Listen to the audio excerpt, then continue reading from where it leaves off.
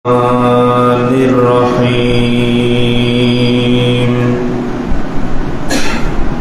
إن الله وملائكته يصلون على النبي يا أيها الذين آمنوا صلوا عليه وسلموا تسليما صلى الله على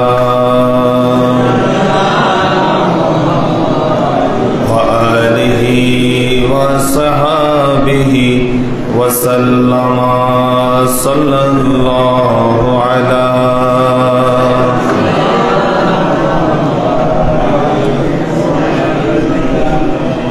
صلاة يا رسول الله عليكم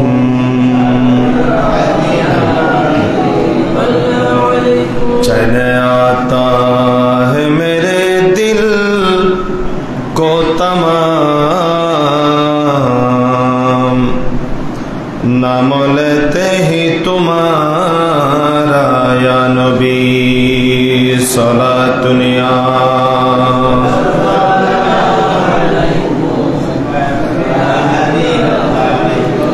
ہر عشق مصطفیٰ سامنے اوست بہر بردر گوشہ دامن اوست صلاۃ یا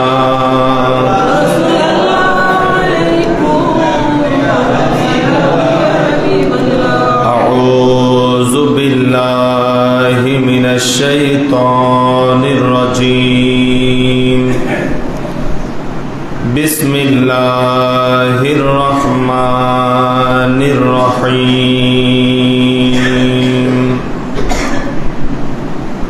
یا ایہا الذین آمنوا اتقوا اللہ وکونوا مع الصادقین صدق اللہ مولانا العظیم وصدق رسولہ النبی الحبیب الکریم ونحن على ذلك لمن الشاهدين والشاكرين والحمد لله رب العالمين رب صل وسلم وبارك عليه رسول خدا کی غلامی میں کیا ہے رسول خدا کی غلامی میں کیا ہے ذرا تم غلامی میں آ کر تو دیکھو غلامی یہ ہے بادشاہی سے بہتر غلامی یہ ہے بادشاہی سے بہتر ادھر آؤ قسمت جگا کر تو دیکھو دو عالم کی دولت ہے عشق نبی میں یہی حاصل زندگی بندگی ہے دو عالم کی دولت ہے عشق نبی میں یہی حاصل زندگی بندگی ہے سرور دوامی تمہیں بھی ملے گا سرور دوامی تمہیں بھی ملے گا محبت کی دنیا بسا کر تو دیکھو رسول خدا کی غلامی میں کیا ہے ذرا تم غلامی میں آ کر تو دیکھو غلامی یہ ہے बादशाही से बेहतर इधर आओ किस्मत जगा कर तो देखो। उपस्थित हजरत नूर शाह रहमतुल्लाह अलैह जामे मस्जिदेर सम्मानित मुसल्ली भाइरा रहिमानी व रहिमाकुमुल्लाह, अस्सलामु आलैकुम व रहमतुल्लाहि व बाराकातुहु। महान मुनिबेर दरबारे असंख्य अगणित बेशुमार शुक्रियार साजदा आदाय करछि जे महान रब्बुल आलामीन अत्यंत दया करे आजकेर এই বরকতময় জুমায় মসজিদে আসার নামাজ আদায় করার আমাদেরকে ফুরসত তৌফিক দান করেছেন। শুকরিয়া আদায় করছি। সবাই বুলন্দ আওয়াজে বলি আলহামদুলিল্লাহ। সালাত ও সালামের হাদিয়া পেশ করছি রহমাতুল লিল আলামিন শফিউল মুজনিবিন সরওয়ারে কায়নাত কামলিওয়ালা নবী মুহাম্মদুর রাসূলুল্লাহ সাল্লাল্লাহু আলাইহি ওয়াসাল্লাম এর নূরানি কদমে, যে নবীর ওসিলায় আল্লাহর অফুরন্ত নিয়ামত রহমত আমরা ভোগ করছি। রাসূল আল্লাহর পক্ষ থেকে বড় নিয়ামত, নিয়ামতে উজমা, নিয়ামতে কুবরা শুকরিয়া আদায় করছি। আরেকটি বার বুলন্দ আওয়াজে বলি আলহামদুলিল্লাহ।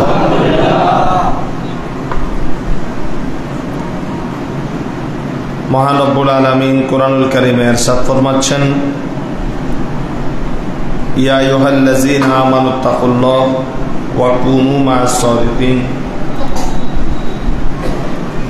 হে ঈমানদার বান্দারা, তোমরা আল্লাহকে ভয় করো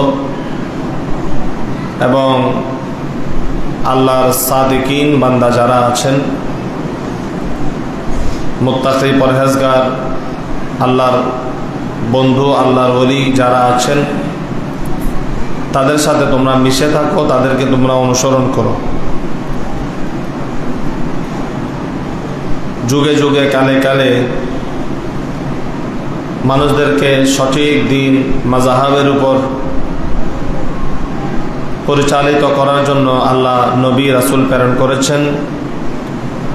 নবী রাসূলগণের পরে আলেম ওলামা, বিশেষ করে বেলায়েত আল্লাহর ওলিদের পদচারণা দিন ইসলাম খেদমত সমৃদ্ধ হয়েছে। সুতরাং ইসলাম এবং মুসলমান যদি বর্তমানে কেউ চিন্তা করে কোনোভাবেই আল্লাহর ওলিদের দিন ইসলামের খেদমত, মুহাদ্দিসিন, মুফাসসিরিন, মুবাল্লিগিন যারা আছেন তাদেরকে বাদ দেওয়ার কোনো সুযোগ নাই। অন্য জায়গায় আল্লাহ কোরআনুল কারীমের সূরা ফাতিহার মধ্যে ইরশাদ করেছেন যে ইহদিনাস সিরাতাল মুস্তাকিম সিরাতাল লাযীনা আন'আমতা আলাইহিম। আল্লাহ আমাদেরকে দোয়া শিক্ষা দিয়েছেন যে তোমরা আল্লাহর কাছে সঠিক পথ তালাশ করো, সেই পথ তালাশ করো যেই পথের উপর তোমাদের পূর্ববর্তী বান্দারা, আল্লাহর ওলিরা চলে গিয়েছেন, তাদের রাস্তাটা আল্লাহর কাছে অনুসরণ করো। সুবহানাল্লাহ। তো আল্লাহর ইসলামী দিন ধর্ম যে রাস্তার মধ্যে থেকে আল্লাহর ওলিরা নিয়ামত প্রাপ্ত হয়েছেন, সেই রাস্তাটি আমাদেরকে অনুসরণ করতে হবে। ওই রাস্তা ছাড়া দুনিয়ার প্রত্যেকটা রাস্তা আমাদের জন্য কঠিন রাস্তা, পথভ্রষ্ট হওয়ার রাস্তা, মন মানসিকতা নষ্ট হওয়ার রাস্তা, এবং শয়তান এমনভাবে ফাঁদ দিয়ে রেখেছেন এখানে ঢুকলে এই রাস্তা থেকে সহজে বের হওয়ার সুযোগ নাই। জীবন নষ্ট হয়ে যায়, চরিত্র, ঈমান, আকীদা ধ্বংস হয়ে যায়।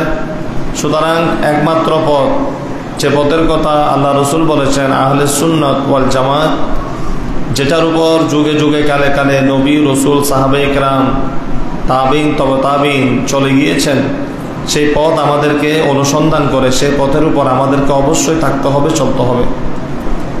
ব্যবসা নিজের ব্যক্তিগত, চাকরি বাকরি নিজের ব্যক্তিগত বিষয়, কাজকর্ম নিজের ব্যক্তিগত বিষয়, কিন্তু ইসলামের ক্ষেত্রে, ইসলামিক নিয়ম কানুন, ধর্ম, ইবাদত বন্দেগীর ক্ষেত্রে অবশ্যই আল্লাহ রসুল যেই রাস্তা আমাদেরকে দেখিয়ে দিয়েছেন এবং রসুল পাক কীভাবে আমল করেছেন সেটা আমরা যাদের কাছ থেকে পেয়েছি, সাহাবে ইকরাম, তাবিন, তবে তাবিন, এবং যুগে যুগে কালে কালে রসুল পাকের এই শরীয়ত এবং তরিকতের উপর আল্লাহর বেলায়েতের ওলিরা, ওনাদেরকে অবশ্যই অনুসরণ করতে হবে। ওনাদেরকে ছেড়ে দিয়ে, বাদ দিয়ে আমরা যদি কোরআন হাদিসকে বুঝতে যাই, শিখতে যাই, অ্যাক্সিডেন্ট আমরা হওয়ার সম্ভাবনা 100%। আল্লাহর ওলি আল্লাহ ছাড়া, হক্কানি আলেম ওলামা ছাড়া সঠিক ইসলামের পথের উপর থাকা কোনো মতেই সম্ভব নয়। এজন্য আল্লাহ তাআলা কোরআনুল কারীমে ইরশাদ করেছেন, ওয়াকুনু মা সাদিকিন, সাদিকিন বেলায়েতের ওলি যারা আছে তাদের সাথে তোমরা মিশে যাও, তাদেরকে অনুসরণ করো, তাদের জীবনকে স্টাডি করো, তাহলে তোমরা পথভ্রষ্ট হওয়ার সুযোগ নাই। আল্লাহ তোমাদেরকে হেদায়েত দান করবে। সবাই বলি আলহামদুলিল্লাহ। অনেক ঘটনা আপনারা জানেন। হুজুর গৌসে পাক আব্দুল কাদের জিলানী, খাজা গরিব নওয়াজ, শাহে আমানত, শাহজালাল ইয়ামানি আল মুজাররদি, শাহপরান ইয়ামানি মুজাররদি, চট্টগ্রামের হযরত শাহে আমানত, চারাগে চাকগাম বাবাজান পীর বদর আউলিয়া, ফজিক শরীফে শুয়ে আছেন হুজুর গৌসুল আজম মেসবান্ডারি, হুজুর আল্লামা কাদের শেরে বাংলা আল কাদের সহ হুজুর আল্লামা তৈয়ব শাহ রহমতুল্লাহ আলাইহি, এভাবে রাদিয়াল্লাহু তাআলা আজমাইন প্রত্যেকটা জায়গায় বেলায়েতের ওলিরা খেদমত আঞ্জাম দিয়েছেন, কাজ করেছেন। যদিও আজকে ওনারা শুয়ে আছেন আপন আপন মাজারে, কিন্তু তাদের জীবনগুলিকে আমাদেরকে অনুসন্ধান করতে হবে। ওনাদের মাধ্যমে দ্বীন ইসলামকে আমাদের চর্চা করতে হবে। এটাই হলো ওয়াকুনু মা সাদিকিন, আল্লাহর ওলিদের সাথে মিশে থাকা। সবাই বলি সুবহানাল্লাহ। আপনি দেখেন, একজন লোকের নাম যদি বলেন, এলাকার মধ্যে সে সুদের কারবার করে, কথাটা লক্ষ্য করবেন। তাকে দেখার সাথে সাথে, তার চেহারাটা দেখার সাথে সাথেই সে যে সুদি কারবার করে, যে জানে, তাকে দেখার সাথে সাথে তার পরিচয়টা তার মাথার মধ্যে চলে আসবে। বলে যে এই লোকটা, একে দেখার সাথে সাথে তার মাথার ভেতর সুদের কারবার করে। আসে কি আসে না? যে ব্যবসা করে, মাছের ব্যবসা করে, মাছওয়ালাকে দেখার সাথে সাথে তার মাথার মধ্যে আসে অমুক মাছ ব্যবসায়ী, মাছ বিক্রি করে।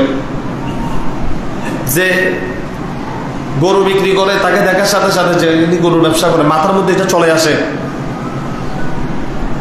না? কোনো কেউ মদ খেয়ে মাতনামি করে, মনে করেন সে সুন্দর কাপড় চোপড় পরে একবারে সেজে পেরে একটা বিয়ের অনুষ্ঠানে গেল, যত সুন্দর কাপড় পরুক, তাকে দেখার সাথে সাথে আপনার মাথায় চলে আসবে হয়তো মধুদি, তো মদ খা। আসে কি আসে না? কিন্তু আপনি একটু খেয়াল করে দেখেন, আপনি যখন পুকুরের ওই পার দিয়ে হেঁটে যাবেন, এখানে হযরত নূরশাহ রহমতুল্লাহ আলাইহি শুয়ে আছেন, এই কোনার মধ্যে একজন মাজার, একজন আল্লাহর ওলি শুয়ে আছেন। আপনারা একটু অন্তরের মধ্যে খেয়াল করে দেখেন, এই মাজারগুলোর পাশ দিয়ে যখন কোনো লোক যায়, অতিক্রম করে, এদের মাজারের দিকে তাকানোর সাথে সাথেই তাদের মনের মধ্যে সাথে সাথে আল্লাহর লফজ, নবীর নাম, আল্লাহর নাম অটোমেটিক কলবের মধ্যে চলে আসে। এই মাজার শরীফ, মাজার শরীফ কলবে আসার সাথে সাথেই কলবের মধ্যে আল্লাহর একটা স্মরণ চলে আসে যে ওনারা আল্লাহর মকবুল বান্দা, আল্লাহর সাথে ওনাদের সম্পর্ক। আসে কি আসে না অন্তরের মধ্যে? এজন্য ওলির পরিচয় দিতে গিয়ে একজন লোক বলেছেন, ইজা রুহু, যখন কাউকে দেখলে আল্লাহর স্মরণ তোমাদের খেয়ালের মধ্যে আসবে। ইজা রুহু যুকির আল্লাহ, এদেরকে দেখার সাথে সাথেই যখন তোমাদের খেয়ালে আল্লাহর স্মরণ চলে আসবে, যাকে দেখলে, যার মাজারের গুম্বদ দেখলে, মাজারের পাশে হেঁটে গেলে আল্লাহর স্মরণ চলে আসবে, অবশ্যই মনে করবা ইনি আল্লাহর ওলি। সুবহানাল্লাহ, ইনি আল্লাহর ওলি। এটাই হলো ওলিদের পরিচয়, সবচেয়ে বড় পরিচয়। যাদের মাজারে গেলে, যাদের গুম্বদের দিকে তাকালে, যাদের পাশ দিয়ে হেঁটে গেলে আল্লাহর স্মরণ চলে আসে, ওনারাই হলো আল্লাহর ওলি। বলুন সুবহানাল্লাহ। হযরতে গৌসে পাক আব্দুল কাদের জিলানী ছোটবেলায় যখন পড়ালেখার জন্য যাচ্ছেন, ডাকাতের দল হামলা করলো। হুজুর গৌসে পাকের সাথে ডাকাতের বৈঠক। হুজুর গৌসে পাক তাদেরকে নেগাহে করম দিলেন। হুজুর গৌসে পাকের ছোট বয়সের কচি কথা তাদের অন্তর পরিবর্তন হয়ে গেল, অন্তর্সিক্ত হয়ে গেল। 70 জন ডাকাত সারা জীবন চুরি করছে, ডাকাতি করেছে, মারামারি করেছে, মানুষের সম্পদ লুণ্ঠন করেছে, কত মানুষের সাথে তাদের উঠা বসা। কিন্তু গৌসে পাক আব্দুল কাদের জিলানী রাদিয়াল্লাহু তাআলা আনহুর কাশফ এবং হুজুরের চেহারাই আনোয়ার তাদের সামনে যখন পড়েছে, তাদের কলব পরিবর্তন হয়ে গেছে হুজুর গৌসে পাকের সদকায়। বলুন সুবহানাল্লাহ। 70 জন ডাকাত তওবা করেছে, গৌসে পাকের কাছে তওবা করে এরা ওই সময়ে জামানার একজন ওলি গৌসে পরিণত হয়ে গেছে। আমরা দেখতে পাই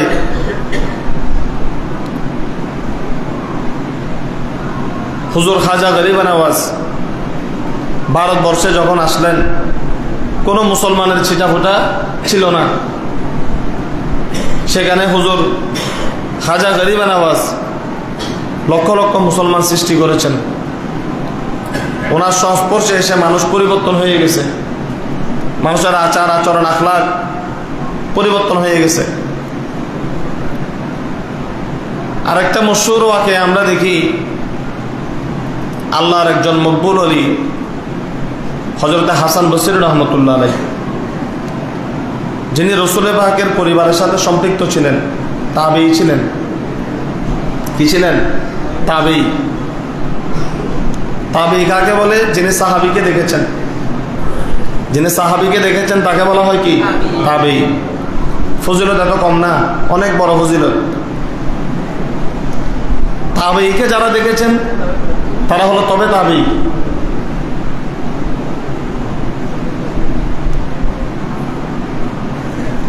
হাসান বসরি রাদিয়াল্লাহু তাআলা আনহু তিনি মা উম্মে সালমা রাদিয়াল্লাহু তাআলা আনহার দুধ পান করেছেন। সুবহানাল্লাহ। মা উম্মে সালমা রাদিয়াল্লাহু তাআলা আনহা কি করেছেন? দুধ পান করেছেন।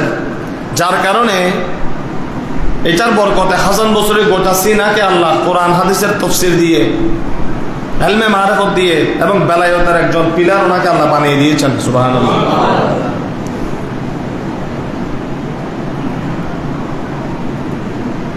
আজকে বর্তমান সময়ে ইমাম বুখারী রাহমাতুল্লাহ আলাইহির নাম শুনলে আমরা সবাই আশ্চর্য হই যে কিভাবে এত বড় হাদিসের কিতাব লিখলেন। যে কিতাব উনি লিখেছেন যেখানে 7000 হাদিস, এরকম আরো 100 কিতাবের হাদিস কিন্তু ইমাম বুখারীর সিনার মধ্যে মুখস্থ ছিল। লিখছে মাত্র 7000, আরো 7 লক্ষ সিনার মধ্যে কি ছিল বলেন না? মুখস্থ ছিল। সেই ইমাম বুখারী রহমতুল্লাহ আলাইহির উস্তাদ হযরত আলী ইবনে মাদিনী রহমতুল্লাহ আলাইহি, যিনি বসরার লোক, ইমাম বুখারীর ফেভারিট কয়েকজন উস্তাদের মধ্যে ইনি একজন। হযরত আলী ইবনে মাদিনী আল বসরি রহমতুল্লাহ আলাইহি কার উস্তাদ? ইমাম বুখারীর উস্তাদ। 161 হিজরিতে যার কি জন্ম, তবে তাবেঈ ছিলেন। ইমাম বুখারীর কি উস্তাদ, 161 হিজরিতে জন্ম। তো ইমাম বুখারী রহমতুল্লাহ আলাইহি বলতেছেন, মা উস্তুসগিরতু, বলে যে আমি ইমাম বুখারীকে আমার রাসূল এত দয়া করেছেন যে আমি কারো কাছে কোনোদিন মাথা নিচু করে দাঁড়াই নাই। কোনো মজলিসে কোনো মাহফিলে গেলে আমি এত নিজেকে ছোট মনে করতাম না। মনে করতাম যে না, আমি কিছু মানুষদেরকে বলতে পারবো, কিছু তাদেরকে হাদিসের জ্ঞান দিয়ে যাইতে পারবো। কিন্তু আমার উস্তাদ যিনি আলী ইবনে আল মাদিনী রহমতুল্লাহ আলাইহি বলে, আমি যখন আমার এই উস্তাদের সামনে আসতাম, উস্তুসগিরতু বলে যে আমি একেবারে ছোট হয়ে যাইতাম। আপনারা কথা বোঝার চেষ্টা করেন। ইমাম বুখারী বলতেছেন এই কথা, যিনি মুহাদ্দিসদের শিরোমণি, আমিরুল মুহাদ্দিসিন,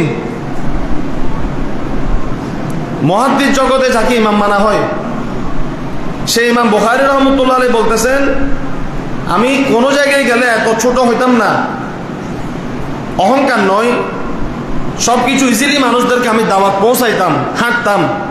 কিন্তু আমার এই উস্তাদ আলী ইবনে আল মাদিনীর সামনে যখন আমি যাইতাম, আমি ছোট বাচ্চার মতো আমি আমার মাথাটা একেবারে নুয়ায় রাখতাম।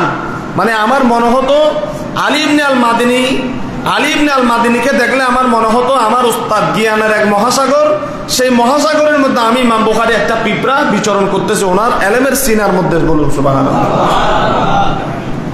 অথচ আপনারা জীবনে নামও শোনেননি, আপনারা জীবনে নামও শোনেন নাই। হয়তো আপনারা নাম শুনেছেন মিজান আজহারি, আপনি মনে করতেছেন অনেক বড় স্কলার, ঠিক আছে। আমাদের গিয়াসউদ্দিন তাহেরি, মানুষ পাগল পাড়া, আইরে সুবহানাল্লাহ এত বড় হুজুর, হয়তো নাম শুনেছেন, বড় মনে করতেছেন, কিন্তু কোনোদিন কি মাথায় এসেছে আরে ইমাম বুখারী, ঠিক আছে ইমাম বুখারীকে কে সৃষ্টি করলো?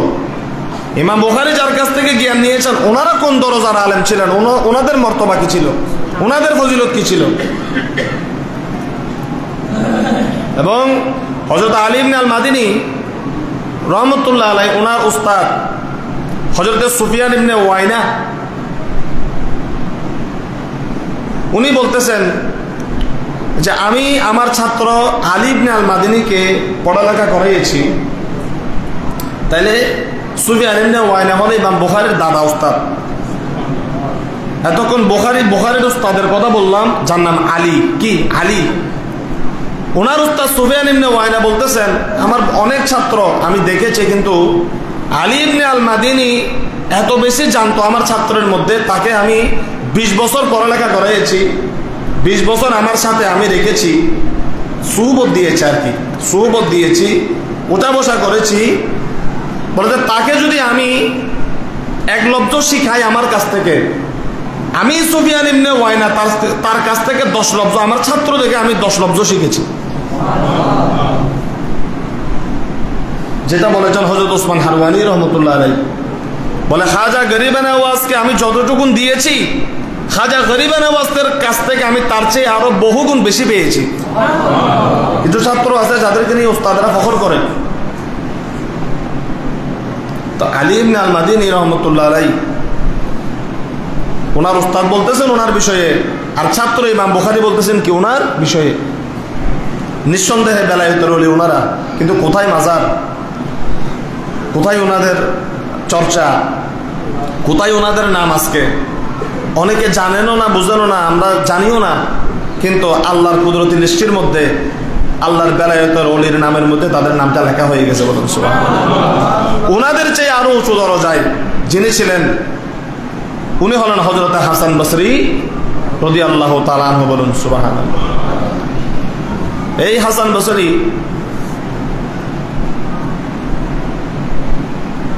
তিনি যে জায়গায় থাকতেন ওনার পাশে একজন অগ্নি পূজারী, আগুন পূজারী বসবাস করতেন।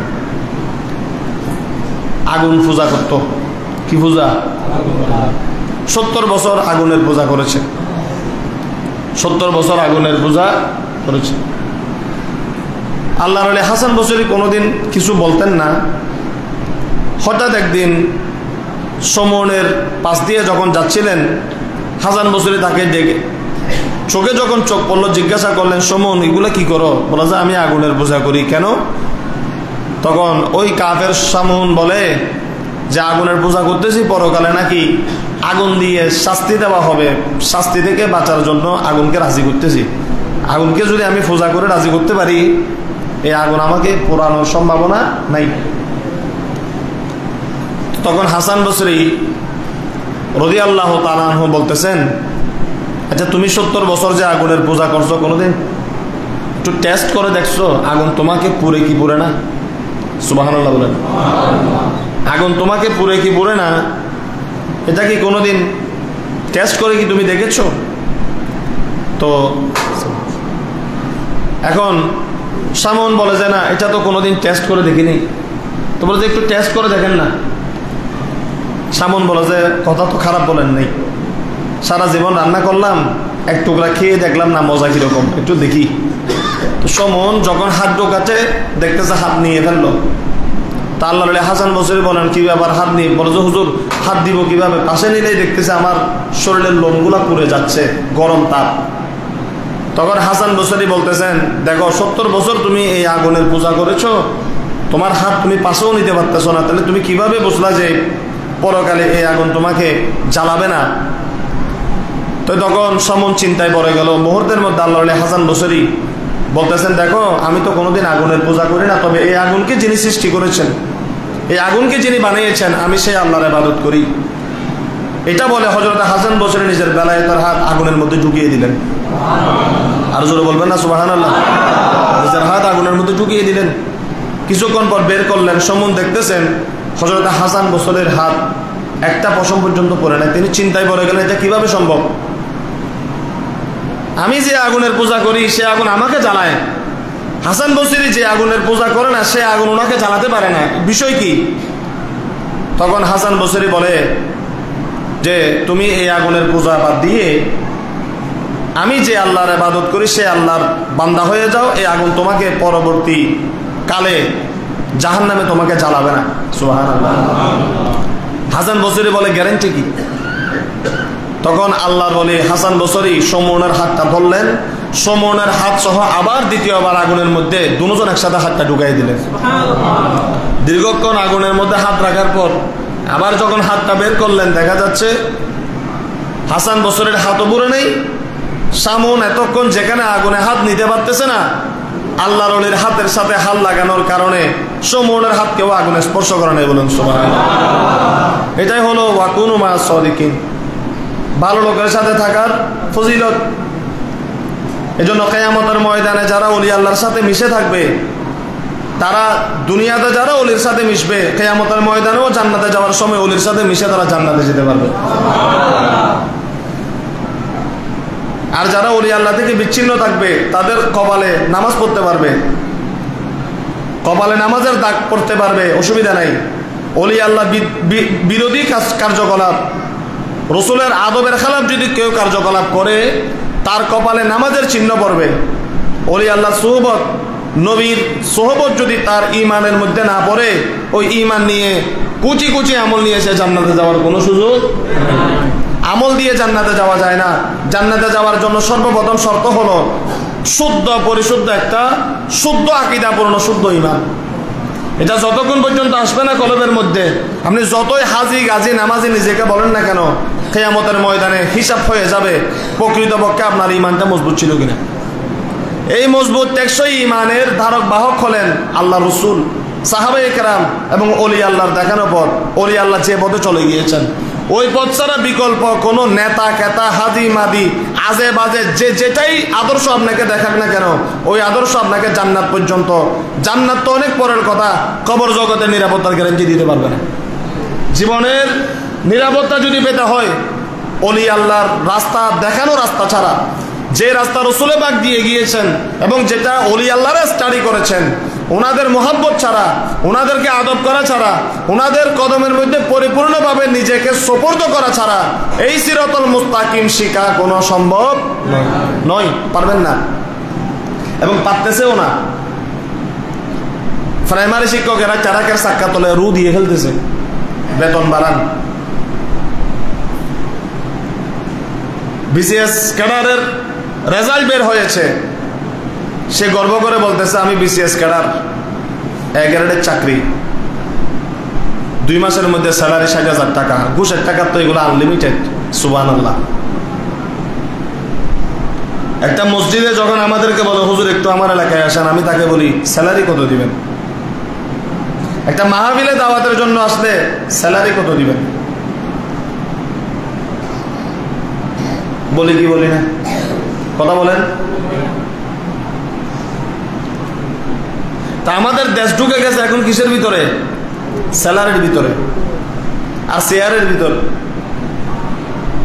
এদিন একজনে বলতেছে কয় জীবনে 20-25 বছর বয়সে যতবার নেত্রীর নাম নিয়েছি, নেতার নাম নিয়েছি, অতবার যদি আল্লাহর নামটা নিতাম, বলো যে নিঃসন্দেহে আল্লাহর বেলায়ত হাসিল করে ফেলতাম। আক্ষেপ করে বলতেছে। নেতা নেত্রীর জন্য যত দৌড়াইছে, জেল খাচ্ছি 20 বছর 22 বছর, এটা কেন বলতেছে? পাওয়ার বেলায় যখন আসলো দেখা যায় তাকে ফুটবলের মতো লাথি মারি বাংলাদেশের এক প্রান্তে ফেলাই দিই, আরেকজনকে আনি চেয়ার দিছে, তখন সে আক্ষেপ করে বলতেছে আহা কি করলাম, যে নাম ডাকের জন্য একটা চেয়ারের আশায়, একটা পদবীর আশায় যত হাজারবার নেতা নেত্রীর নাম নিয়েছি, অত হাজারবার যদি আল্লাহর নামটা নিতাম জান্নাতে পৌঁছে যেতে পারতাম। সে বলতেছে ফেসবুকে স্ট্যাটাস দিছে। তো বোঝাতে চাচ্ছি, স্যালারি দিচ্ছে সরকার শিক্ষকদেরকে 40,000 50,000, ওকে। ইমাম সাহেবকে বেতন দেওয়া হচ্ছে 20,000 10,000 50,000 30,000। মাদ্রাসা শিক্ষকদেরকে বেতন দেওয়া হচ্ছে হাজার হাজার টাকা, আলহামদুলিল্লাহ, অসুবিধা নাই। শিক্ষকেরও তো চিন্তা করা দরকার, কয়জন অবদার্থকে প্রাণীকে মানুষ করতে পারলাম। কারণ শিক্ষকের কাছে যখন ছাত্র ভর্তি করাতে যায় তখন আমরা গরু ছাগল দিয়ে আসি। আমাদের সন্তান যেগুলো, এগুলা গরু ছাগলের মতো। তার মানে গরু ছাগলের যেরকম কোনো জ্ঞান নাই, নির্বোধ একটা ছেলেকে যখন ক্লাস 1-এ ভর্তি করানো হয়, কলেজ ইউনিভার্সিটিতে ভর্তি করানো হয়, তখন সে নির্বোধ থাকে, জ্ঞান ছাড়া থাকে, বকলম থাকে। এই বকলম কয়টাকে আমরা কলম ধরাতে পেরেছি এবং কয়জন জাহেলকে পরিপূর্ণ জ্ঞান দিতে পেরেছি? মনে হয় না জ্ঞান দিতে পেরেছি। জ্ঞান যদি দিতে পারতাম, সে চাকরি নেওয়ার সময় চিন্তা করতো আমি মানুষের সেবাটা কিভাবে দিতে পারি, আমি কিভাবে অফিসটা, আদালতটা, পরিবারটা, সমাজটা পরিবর্তন করতে পারে, দায়িত্ব তো আমার মাথার উপরে। কিন্তু সে বিসমিল্লার মধ্যে চিন্তা করে কি কত টাকা স্যালারি পেলাম, কোন গ্যারেজে আমার চাকরি হলো, বেতনগুলো কখন বাড়তেছে। তো এত বেতন টাকা দিয়ে কি করবেন?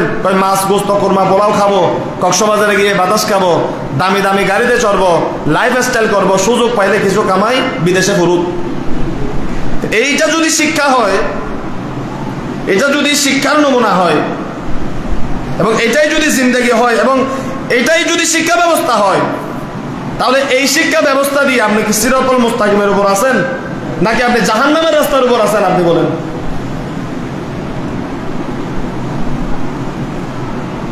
সুতরাং ভারত বলেন, অস্ট্রেলিয়া বলেন, আমেরিকা বলেন, ইংল্যান্ড বলেন, যত ধরনের কারিকুলামের শিক্ষা মানুষের মাথার উপর চাপানোর চেষ্টা করেন না কেন, সেই শিক্ষা 1000 বছর আগে যে শিক্ষার উপর কোনো শিক্ষা নাই, knowledge, power of the power, যেটাকে ফিল্টার করলে কিয়ামত পর্যন্ত শুধু জ্ঞান বিজ্ঞান বের হবে, আদর্শিক জ্ঞান, সেটা হলো আল কোরআন এবং রাসূলুল্লাহ পাকের দেখানো হাদিস সুন্নাহ। এই রাস্তার উপর যতদিন সন্তানকে আনতে পারবেন না, যতদিন নিজে উঠতে পারবেন না, কোরআন সুন্নাহর আদলে যতদিন রাষ্ট্র, সমাজ, শিক্ষা ব্যবস্থাকে পরিচালিত করতে পারবেন না, গরু ছাগল ছাড়া আর কিছু বের হবে না। সে চাকরি নেওয়ার সময় চিন্তা করবে স্যালারি, 2 বছর পরে চিন্তা করবে স্যালারি, 3 বছর পরেও চিন্তা করবে স্যালারি, মরার সময়ও চিন্তা করবে দুনিয়ার কতটুকু অর্জন করলাম। তো দুনিয়া অর্জন করতে করতে যারা দৌড়ায়, ওই জাতির ভাগ্যে সুন্দর রাষ্ট্র কোনোদিন আল্লাহ দান করে না, শান্তির রাষ্ট্র তারা কোনোদিন পায় না, ইজ্জত, রহমত, বরকতের সন্তান তারা কোনোদিন লাভ করতে পারে না। এগুলা যদি পেতে হয় নিঃসন্দেহে কোরআন সুন্নাহকে স্টাডি করতে হবে, অনুসরণ করতে হবে, ওগুলাকে বুকে আঁকড়ে রাখতে হবে, আমানতদারিতা চেতনার মধ্যে আনতে হবে। যে চেয়ার আপনাকে দেয়া হয়েছে, রসুল, সিদ্দিক আকবর, উমর ফারুকের দেখানো আদর্শগত ওলি আল্লাহ কিভাবে করেছিলেন রাষ্ট্র পরিচালনা, ওই রাস্তায় যতদিন যাবেন না ততদিন যতই চিল্লাপাল্লা করেন, যতই মানুষকে যাই বুঝাইতে পারেন, না আপনি শান্তি পাবেন, না মানুষ শান্তি পাবে, না রাষ্ট্র পরিবর্তন হবে, কোনো কিছু সম্ভব না। আজকে আমেরিকাকে যদি আপনি তাকান, আমেরিকাতে দুর্নীতি নেই। আপনি হয়তো জানেন না, যদিও বা তারা খ্রিস্টান, রাষ্ট্র পরিচালনার ক্ষেত্রে কমপ্লিট কোরআনকে অনুসরণ করে, তারা কমপ্লিট কোরআনকে অনুসরণ করে। আমেরিকাতে মেয়ে লোক রাষ্ট্রপতি হয় না, তারা বানায় না। তারা জানে যেখানে মেয়ে আসবে সেখানে এই দেশ ডেভেলপ হবে না, এটা অন্য বিষয়, বিশ্ব নেতৃত্ব দিতে পারবে না। রাসূলের পাকের হাদিসকে এটা তারা ফলো করেছে। আর রিজালু কাওয়ামুনা আলান নিসা, যে নারী পুরুষের আওতাধীন থাকবে, পুরুষ নারীর আওতাধীনে যাবে না, বরকত আসবে না, এটা আমেরিকা ফলো করে। চুরি করতে পারবেন না, দেশের সম্পদ নষ্ট করতে পারবেন না, আর যাই করেন সে ফলো করে। ট্রাম্প থেকে শুরু করে যত বড় ক্ষমতাসীন হোক, 10 বছর শেষ, 5 বছর শেষ, বলতে হবে না, নিজে অটোমেটিক খেঁচে নেমে যাবে। আর আমাদের গুলো তো এখন ঘাড় ধরে ডাকেলেও নামে না, লাসারা বেসারা, হায়া শরম নাই, ওই আসছিতে বসিয়েছি আমি। তার সংবিধানটা আপনি দেখেন, কেন সে আজকে বিশ্ব পরিচালনা করতেছে? তার সংবিধানে লেখা আছে আপনার জনগণ আপনাকে না চাইলে আপনি থাকবেন না। সে সংবিধান মানে থাকছে নি এই পর্যন্ত। আমেরিকার যত প্রেসিডেন্ট আছে মেয়াদ চলে গেছে, একদিনের জন্য থাকছে। সে বিশ্বযুদ্ধ করতেছে, মনে করেন আজকে বিশ্বযুদ্ধ লাগলো ওয়ার্ল্ডে, ট্রাম্প বিশ্বযুদ্ধ শুরু করলো আজকে, 5 দিন পর তার মেয়াদ শেষ। সে সেনাবাহিনীকে ডেকে বলবে বিশ্বযুদ্ধের মতো করে বিশ্বযুদ্ধ চালাও, আর এদিকে তোমরা প্রেসিডেন্ট নির্বাচন করো, যে বিশ্বযুদ্ধটা শেষ হোক, তার জন্য কিছুদিন আমি থাকি বাড়িয়ে। সে সেটা করবে না। আজকের দিন তার মেয়াদ শেষ, আজকের দিন সে শেষ, আগামীকালকে আরেকজন প্রেসিডেন্ট সে বানিয়ে ফেলবে। নির্দিষ্ট সময়ে নির্বাচন হয়ে যাবে, নির্দিষ্ট সময়ে প্রেসিডেন্ট বসে যাবে, ওই প্রেসিডেন্ট যা বলে সে নিয়মে সে রাষ্ট্র পরিচালনা করবে। ইসলামী রাষ্ট্রে থেকে পাকিস্তান বলেন, বাংলাদেশ বলেন, আমার ভিতরে সেই গণতন্ত্র নাই, আমার ভিতরে সংবিধান নাই। কোরআনের সংবিধান বাদ দেন, নিজে যে সংবিধান বানিয়েছে নিজের সংবিধান নিজে মানি না। আপনি কিভাবে রাষ্ট্র পরিচালনা করবেন? কিভাবে আপনি দেশকে পরিবর্তন করবেন? তো আপনি নেমে যান না কেন? কারণ কোরআনের সেই আদর্শ, কোরআনের সেই আমানতদারিতা আমাদের ভিতরে নাই। আছে?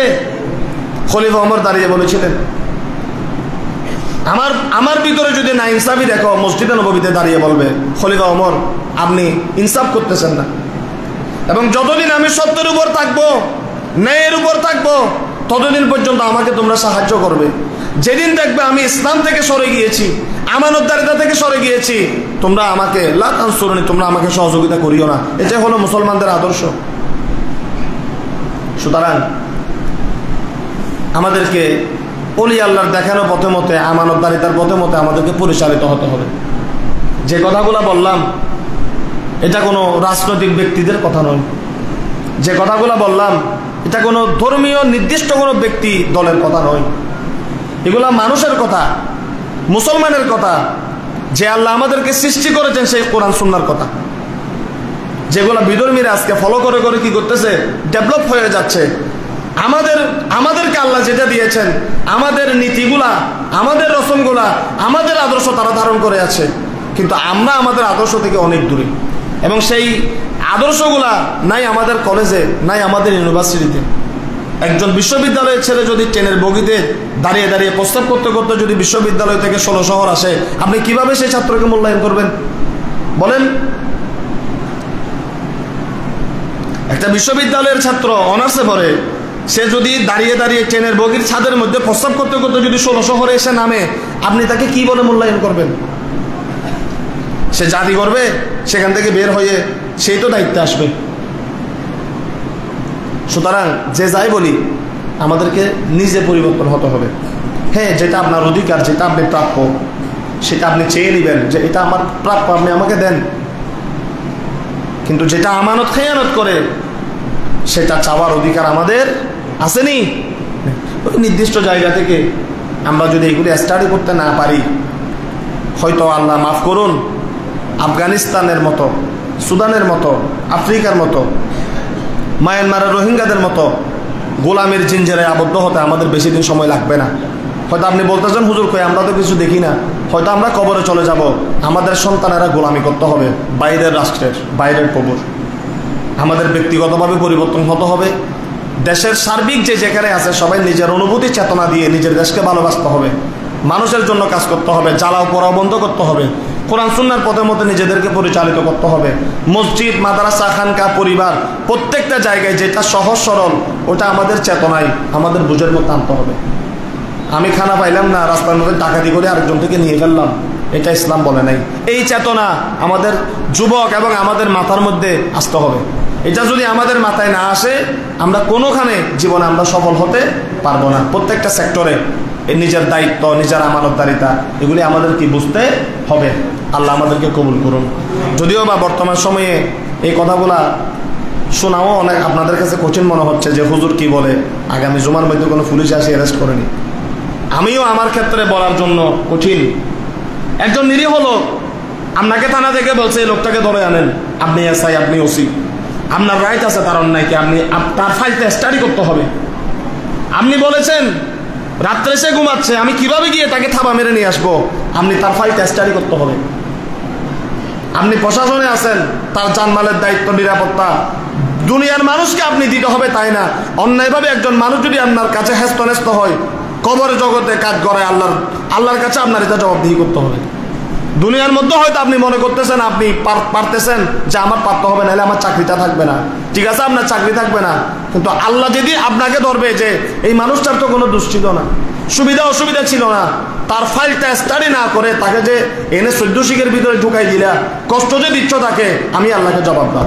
তুমি যদি মুসলমান হও, প্রত্যেকটা জর্রা জর্রা হিসাব আল্লাহকে দিতে হবে। আল্লাহ হিসাব দিবেন। ফামাইয়া আমাল মিসকালা যারাতিন খায়রান ইয়ারা ওয়া মাইয়া আমাল মিসকালা যারাতিন শাররান ইয়ারা। একটা পাখি গাছের জালে বসে আছে, আপনি পাথর মারতে পারবেন না গাছের জালে, এটা পাখির নিরাপত্তা। সে আল্লাহর সৃষ্টি, তার মতো করে সে উড়ে বেড়াবে, তার মতো করে সে দুনিয়ার জল পানি ভোগ করে সে বেড়ে উঠবে। আপনি তাকে আঘাত করলেন, এই হিসাব আল্লাহর কাজ করে আপনাকে দিতে হবে। এগুলাই হলো ইসলাম। এজন্য রাসূল পাক শুধু মানুষের নিরাপত্তা বিধান করেন নাই, 18,000 মাখলুকাত। একজন সাহাবী একটা পিঁপড়ার বাসা ভাঙছে, আল্লাহ রাসূল কেঁদে দিলেন এবং আল্লাহ রাসূল দাঁড়িয়ে বলতেছেন তোমরা এই পিঁপড়ার বাসা তোমরা ভাঙছো কেন? আল্লাহ রাসূল বলেন তোমরা যেভাবে ঘরের মধ্যে নিরাপদ, আল্লাহর সৃষ্টিরাও আল্লাহর জায়গার মধ্যে, জমিনের মধ্যে নিরাপদ থাকতে হবে। তুমি যে ঘরটা ভেঙে দিলা, এই পিঁপড়াগুলো এখন থাকবে কোথায়? তখন আল্লাহ রাসূল দাঁড়িয়ে বলতেছেন প্রাণীদের ঘর তোমরা ধ্বংস করবে না, এবং গর্তের মধ্যে তোমরা প্রস্রাব করবে না, গাছের গোড়ার মধ্যে তোমরা প্রস্রাব করবে না। গাছের গোড়ার মধ্যে অনেক অনেক প্রাণী ছোট ছোট, যেগুলো তোমরা চোখে দেখো না, তারা বসবাস করে।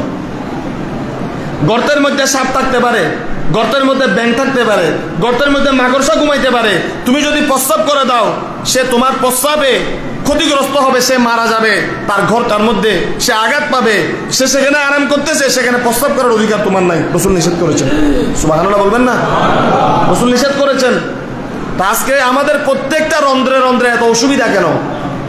কেউ বলতেছেন আদর্শ, নামে বলতেছেন নবীর আদর্শ, প্র্যাকটিক্যালে নাই। মুখে যেভাবে বলবো প্র্যাকটিক্যালেও আসতে হবে। ইসলামী স্টাডি আমাদের করতে হবে, ইসলামী জীবন। উদখুলু ফিস সিলমে কাফা।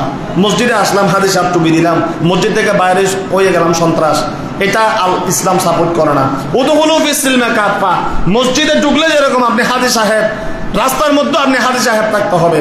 আপনার জবান বাইরে যেরকম নিরাপদ, ঘরের মধ্যে আপনার জবান নিরাপদ থাকতে হবে। ঘরের মধ্যে আপনি যেরকম আমানতদার, রাষ্ট্রের মধ্যে আপনার হাতের মধ্যে আমানতদারিতা থাকতে হবে, তাহলে আপনি পরিপূর্ণ মুসলমান। এই কথাগুলো বলার উদ্দেশ্য হলো এভাবে আমাদের জীবনটা আমাদেরকে সাজাতে হবে।